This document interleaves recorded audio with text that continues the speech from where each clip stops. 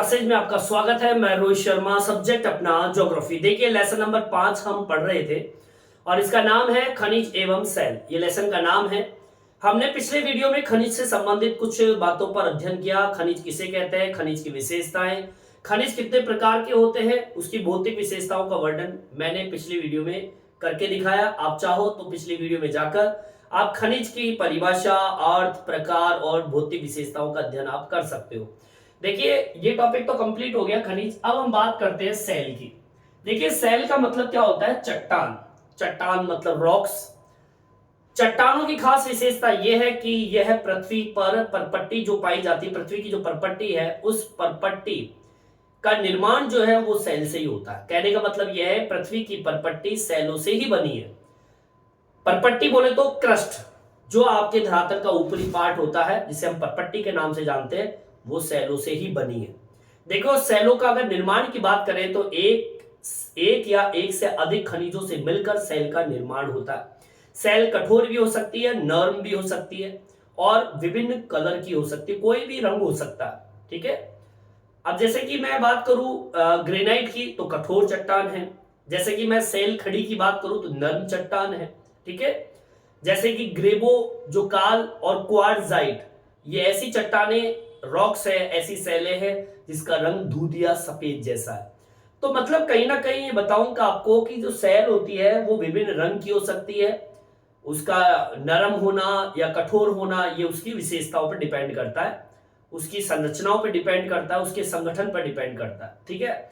तो सबसे पहले हम सेल के बारे में क्या लिखेंगे, सबसे पहले आपको लिखना है कि पृथ्वी की परपट्टी सेलों से बनी है। ठीक है। पृथ्वी की परपट्टी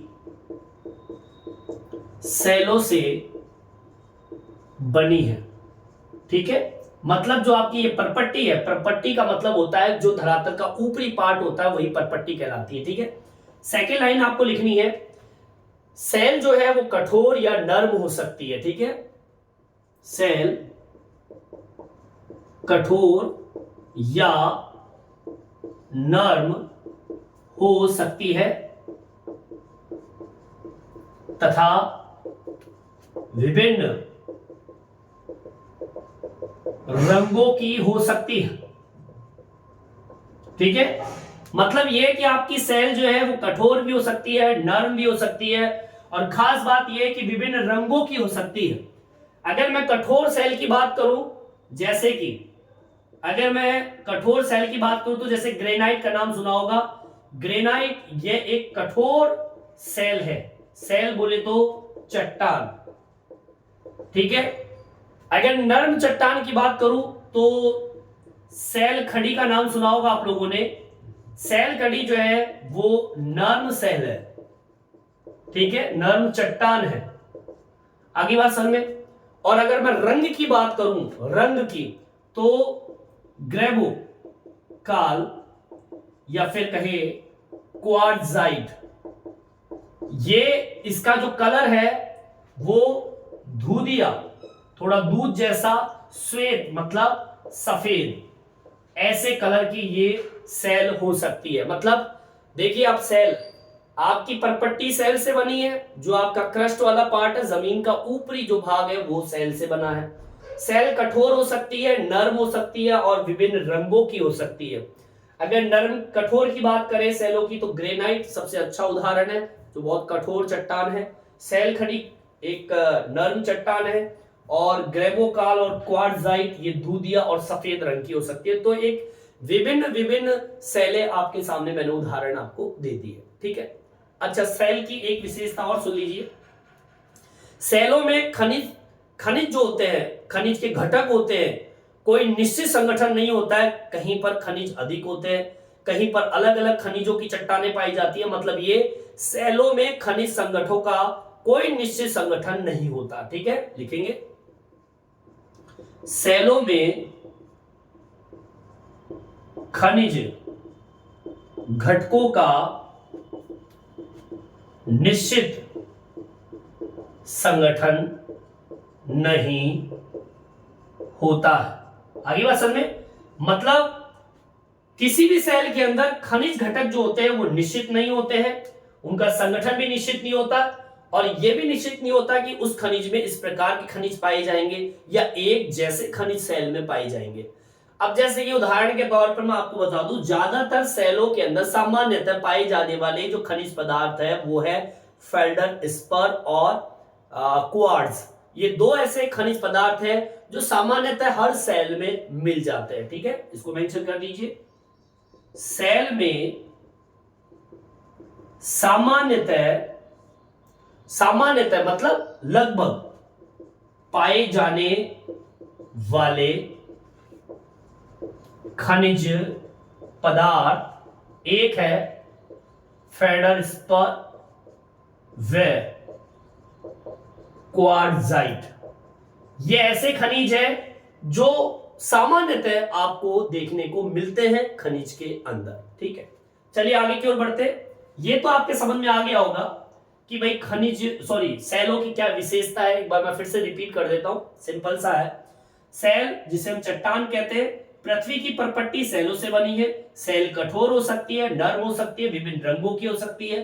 कठोर सेल की बात करें तो ग्रेनाइट, नर्म सेल की बात करें तो सेल खड़ी, और रंग की बात करें तो ग्रेबोकाल, क्वार्ट्जाइट, दूध या सफेद रंग का सफेद। सेलों में खनिज घटकों का निश्चित संगठन नहीं होता है। सेलों में सामान्यतः पाए जाने वाला खनिज पदार्थ है फेल्डस्पर और क्वार्ट्जाइट, क्वार्टर्स। ये आपके सेलों की कुछ विशेषता है। अब चलिए आगे की ओर बढ़ते हैं। अब मैं बात करता हूं, निर्माण पद्धति के आधार पर सेलों को 3 भागों में बांटा है। जैसे आपने सुना होगा, आग्नेय सेल, अवसादी सेल और कायंत्रित सेल। ये सेलें निर्माण पद्धति के आधार पर डिवाइडर, विभाजन है। मतलब ये कि निर्माण पद्धति के आधार पर सेलों को कितने भागों में बांटा है? 3। आग्नेय सेल का निर्माण हुआ है मैग्मा और लावे के ठंडे होने से। अवसादी सेल का निर्माण हुआ है सेल के जो टुकड़े होते हैं, चट्टान के जो टुकड़े होते हैं, जब वो एक जगह जम जाते हैं तो उससे अवसादी सेल का निर्माण होता है।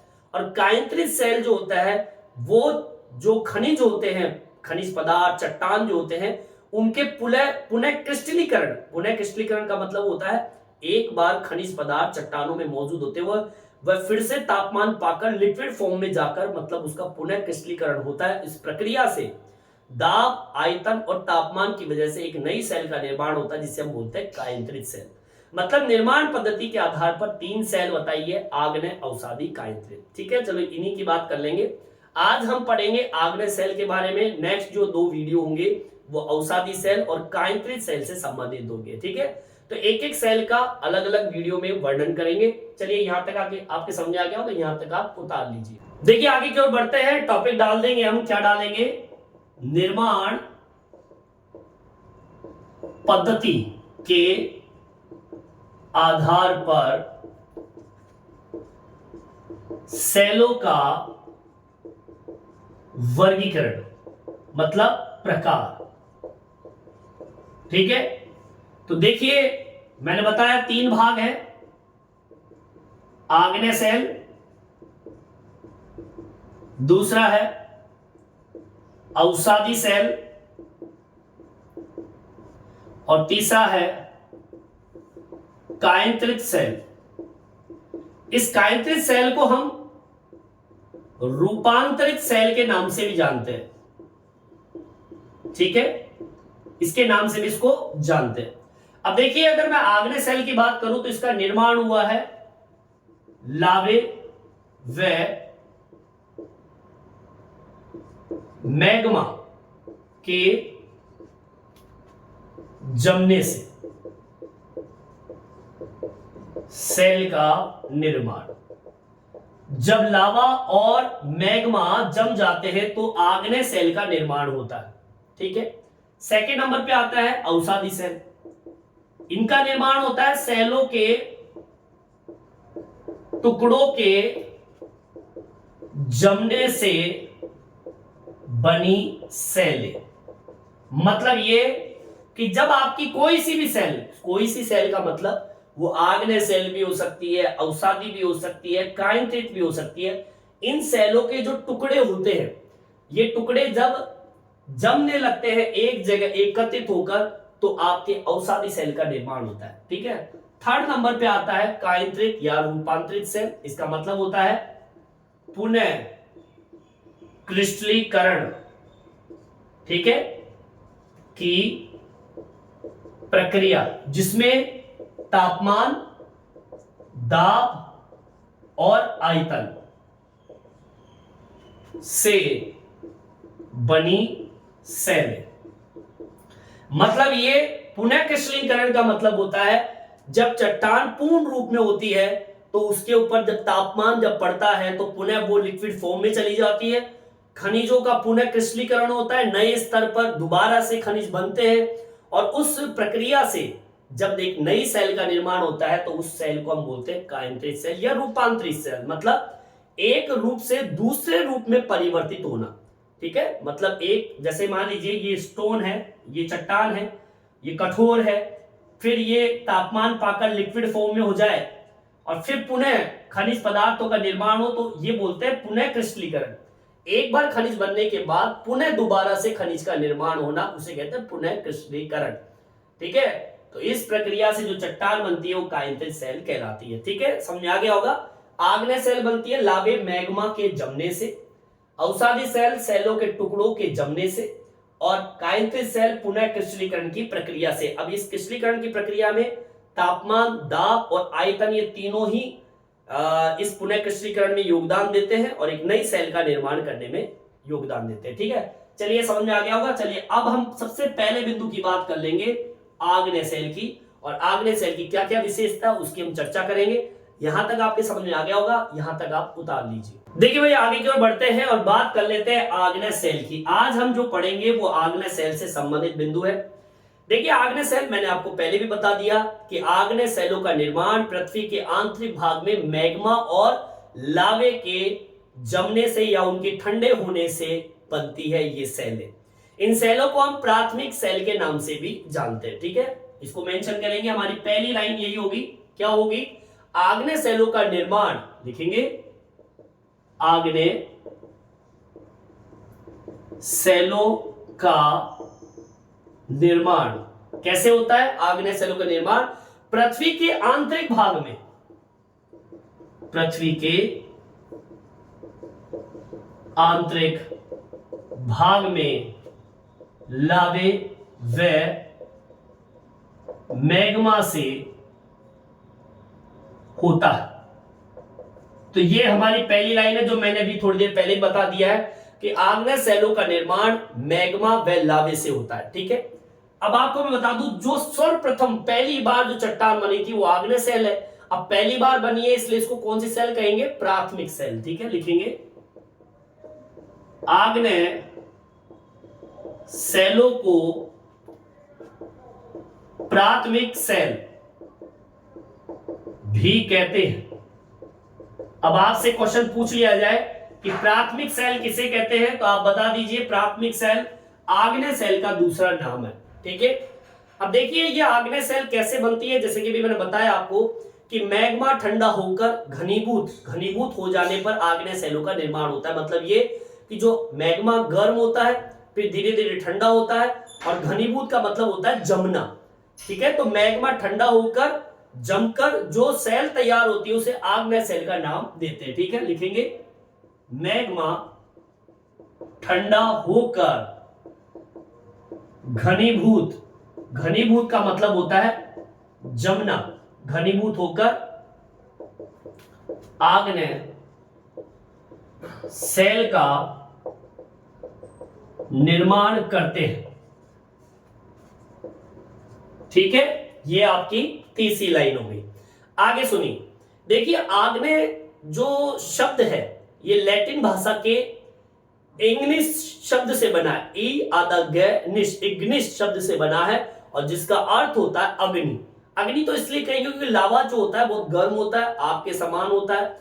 तो आग्नेय लैटिन भाषा के इग्निस शब्द से बना है जिसका अर्थ क्या है, अग्नि। ध्यान रखिए, लिखेंगे आग्नेय किस शब्द से बना है, लैटिन भाषा के शब्द से, लैटिन भाषा के इग्निस शब्द से बना है जिसका अर्थ अग्नि है, ठीक है। अग्नि इसलिए क्योंकि लावा है, और लावा कैसा होता है, आग जैसा होता है। ठीक है, चलिए यहां तक आपके समझ आ गया होगा। ठीक है, एक बार मैं फिर से रिपीट कर देता हूं। आग्नेय सेलों का निर्माण पृथ्वी के आंतरिक भाग में लावे व मैग्मा से होता है। ठीक है, आग्नेय सेलों को प्राथमिक सेल भी कहते हैं। मैग्मा जब ठंडा हो जाता है तो जम जाता है और आग्नेय सेल का निर्माण कर देता है। आग्नेय लैटिन भाषा के इग्निस शब्द से बना है। कौन से शब्द से बना है, इग्निस, और इग्निस शब्द का मतलब होता है अग्नि, आग। ठीक है, अब आगे सुनिए। जब अपनी ऊपरगामी गति में मैग्मा ठंडा होकर ठोस बन जाता है तो आग्नेय सेल कहलाता है। मतलब ये कि मैग्मा का जो ऊपरी आपका मेटल वाला पार्ट है, उस मेटल वाले पार्ट में मैग्मा उपस्थित है। मैग्मा ठंडा होता है, ठोस बन जाता है और आग्नेय सेल बन जाती है। इसको आप मेंशन कर सकते हैं क्या, मैग्मा जमकर ठोस बनकर आग्नेय सेल का निर्माण करता है। ठीक है, मतलब मैग्मा जो लावा है, देखो मैग्मा और लावे में कोई विशेष अंतर नहीं होता है। मैग्मा जमीन के नीचे होता है, यही मैग्मा जब ऊपर की ओर आ जाता है तो उसे हम लावा के नाम से जानते हैं। बस इतना सा अंतर है कि मैग्मा पृथ्वी के नीचे और लावा पृथ्वी के बाहरी भाग पर होता है। ठीक है, अब देखिए ठंडा तथा ठोस बनने की प्रक्रिया ये कहां पर होती है, पृथ्वी के ऊपरी भाग पर, मतलब पृथ्वी की सतह पर। मतलब यह है कि आग्नेय सेल बनती कहां पर है, पृथ्वी के ऊपरी पार्ट पर, क्योंकि ऊपर का वातावरण कैसा है, ठंडा, पर्यावरण कैसा है, ठंडा। तो जैसे ही लावा या मैग्मा जैसे ही पृथ्वी की परपट्टी मतलब पृथ्वी की सतह पर पहुंचता है तो वो लावा ठंडा होने लगता है, और ठंडा होते ही आग्नेय सेल में वो बदलना शुरू हो जाता है। इसको मेंशन कर दीजिए, लावा ठंडा होने की प्रवृत्ति धरातल के ऊपर है। जब यह लावा पर्यावरण के ठंडे वातावरण के संपर्क में आता है तो लावा ठंडा होकर जमकर सेल का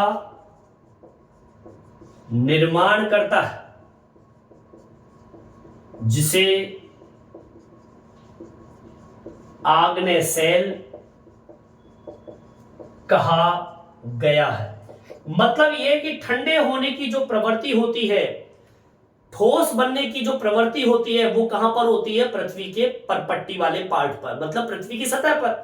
जैसे ही लावा धरातल के ऊपर आएगा, वातावरण ठंडा है, पर्यावरण ठंडा होता है, तो जैसे ही संपर्क में आता है तो लावा जमना शुरू कर देता है और वो एक ठोस चट्टान के रूप में परिवर्तित हो जाता है, जिसे हम आग्नेय सेल का नाम दे देते हैं। ठीक है, अब यहां तक आपके समझ में आ गया होगा, बिल्कुल बढ़िया। इसमें ये लाइन वेरी मोस्ट है कि आग्नेय सेल लैटिन भाषा के इग्निस शब्द से बना है, जिसका अर्थ होता है अग्नि। ये आपका सबसे ज्यादा इंपॉर्टेंट शब्द है। और ये भी है कि आग्नेय सेल को प्राथमिक सेल भी कहते हैं। ठीक है, ये भी आपकी लाइन इंपॉर्टेंट है। ठीक है, चलिए यहां तक आपके समझ में आ गया होगा, और आगे बात करते हैं आग्नेय सेल की। यहां तक आप उतार लीजिए। देखिए आगे की ओर बढ़ते हैं। इसमें एक लाइन में आपको जोड़ना चाहूंगा कि आग्नेय सेलों का वर्गीकरण जो है उसकी बनावट के आधार पर किया गया है। ध्यान रखना, जो आपकी आग्नेय सेल है, आग्नेय सेल का वर्गीकरण या कहें प्रकार उसकी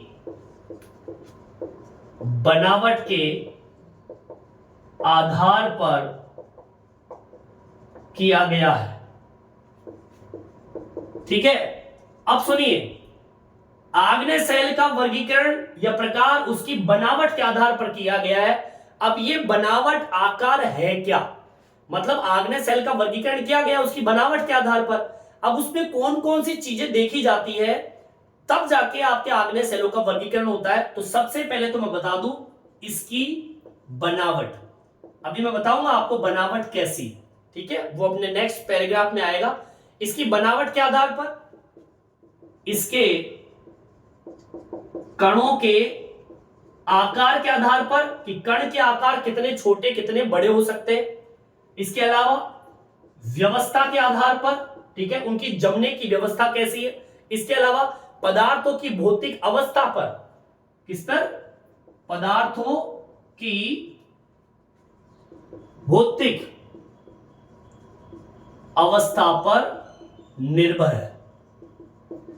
मतलब ये कह रहा है कि आग्नेय सेल का वर्गीकरण या प्रकार बनावट के आधार पर किया जाता है।